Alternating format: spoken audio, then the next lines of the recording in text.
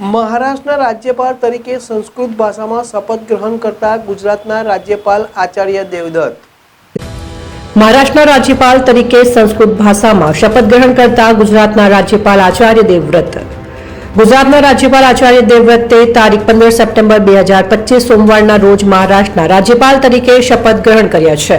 મુંબઈમાં રાજભવનના દરબાર હોલમાં આયોજિત શપથ ગ્રહણ સમારોહમાં મુંબઈ હાઈકોર્ટના મુખ્ય ન્યાયાધીશ ચંદ્રશેખરે આચાર્ય દેવવ્રતને રાજ્યપાલ પદના શપથ લેવડાવ્યા હતા। ત્યારે રાજ્યપાલે સંસ્કૃત ભાષામાં શપથ ગ્રહણ કરતા ઉપસ્થિત સૌ કોઈમાં સુખદ આશ્ચર્ય ફેલાયું હતું। જોકે શપથ ગ્રહણ સમારોહ બાદ મુખ્ય ન્યાયાધીશ ચંદ્રશેખર, મહારાષ્ટ્રના મુખ્યમંત્રી દેવેન્દ્ર ફડણવીસ અને ઉપમુખ્યમંત્રી એકનાથ શિંદેએ રાજ્યપાલને પુષ્પગુચ્છ આપીને અભિનંદન પાઠવ્યા હતા। આ પ્રસંગે રાજ્યપાલને ભારતીય નૌસેના તરફથી વિશેષ સન્માન આપવામાં આવ્યું હતું।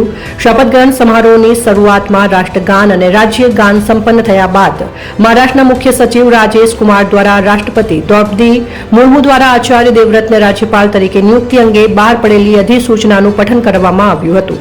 ત્યારબાદ રાજ્યપાલે સંસ્કૃત ભાષામાં શપથ ગ્રહણ કરી પદભાર સંભાળ્યો હતો। ત્યારબાદ ફરીથી રાષ્ટ્રગાન અને રાજ્યગાન સાથે શપથવિધિ પૂર્ણ થઈ હતી। અત્રે ઉલ્લેખનીય છે કે મહારાષ્ટ્રના પૂર્વ રાજ્યપાલ CP રાધાકૃષ્ણ ભારતના ઉપરાષ્ટ્રપતિ પદ પર ચૂંટાયા હોવાના કારણે પદ ખાલી પડ્યું હતું। જે અનુસંધાને રાષ્ટ્રપતિ દ્વારા ગુજરાતના રાજ્યપાલ આચાર્ય દેવવ્રતને મહારાષ્ટ્રના રાજ્યપાલ પદનો વધારાનો કાર્યભાર સોંપવામાં આવ્યો છે।